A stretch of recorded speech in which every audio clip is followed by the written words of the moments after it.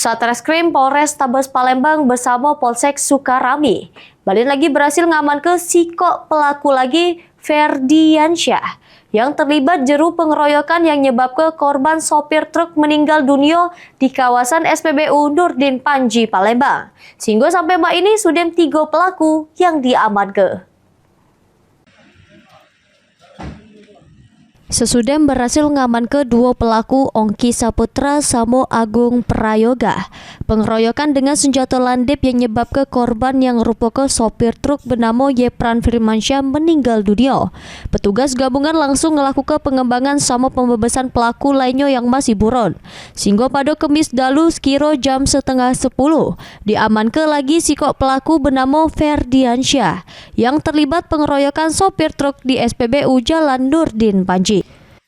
Selanjutnya pelaku langsung digelandang ke Mapolsek Sukarami Palembang guna jalani pemeriksaan lebih lanjut oleh penyidik Reskrim Sukarami.